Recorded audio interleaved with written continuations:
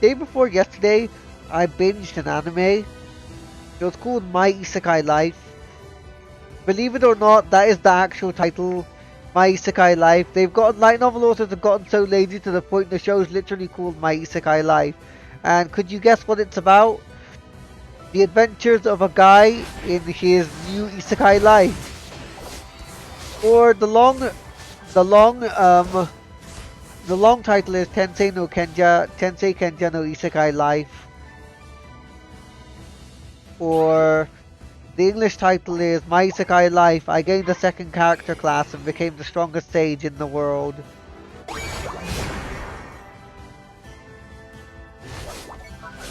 Uh-oh, uh-oh, uh-oh. Run! Run! No! And it was it was surprisingly decent, actually. I like that it wasn't some power fantasy. Well, it is a power fantasy, but I like that it wasn't some show where the guy was just like constantly defeating monsters and beating up bad guys. A normal Isekai BS. There was actually a interesting, a semi-interesting plot. I like that the main character used his powers for good rather than just defeating monsters all the time.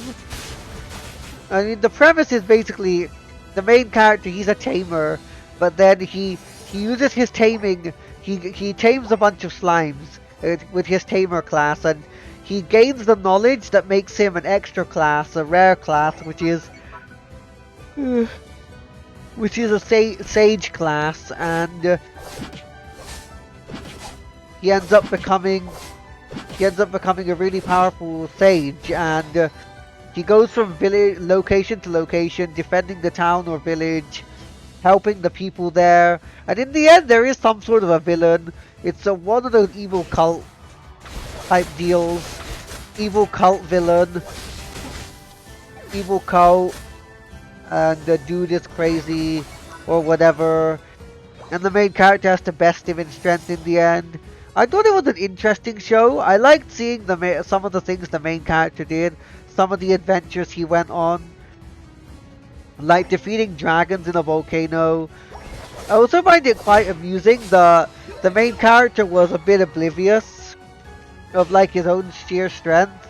Like he was like, hey, you know, they were just like, oh my god, this is incredible, and he was just like incredibly weak, and they're just like, no, incredibly strong. I just thought that was funny.